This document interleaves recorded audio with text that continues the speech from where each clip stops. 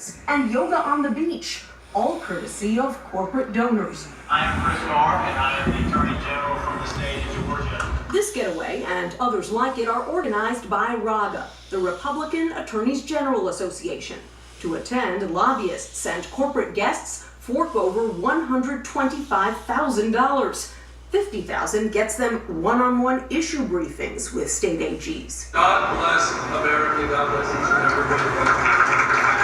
At Kiowa, we saw at least 9 state AGs rubbing shoulders with representatives from Koch Industries, Big Tobacco, payday lenders, and the NRA.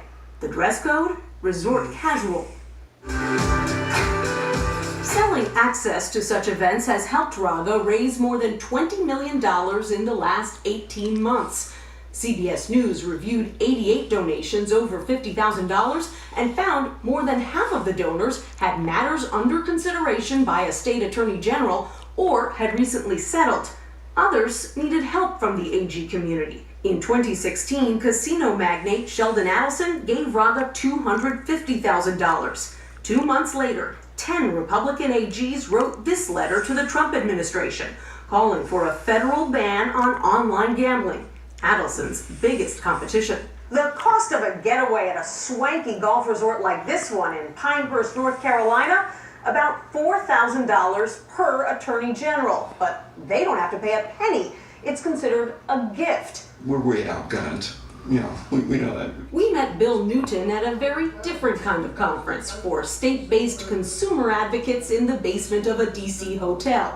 Newton doesn't have corporate cash. Here's what happens when he wants to meet with his state AG, Florida's Pam Bondi. Your only option is to fill out a form on the website and click submit, see if that anything happens. It's not just the Republicans. Democratic AGs are courted by trial lawyers and lobbyists too at more modest receptions like this one in Washington, D.C.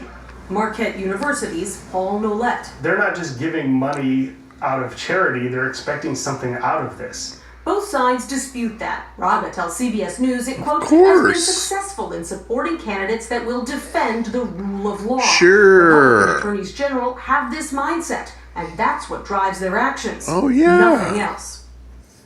Nancy's here with us now. So here's what's interesting. I mean, we think of lobbyists courting politicians, Oligarchy. not necessarily law enforcement. Well, exactly, but there has been this growing recognition, Jeff, that these AGs do a lot more than just decide who to prosecute and who to ignore. They can have a big influence on policy at the state level and Money, if they money, band money, together money. at the federal level. And of course, there are limits on how much these companies can give an individual politician, but there's no limit on how much they can give an association like RAGA. And depending on the state, some of these AGs don't even have to report the fancy trips or how much they cost. An eye-opening report. We thank you and producer Laura Strickland.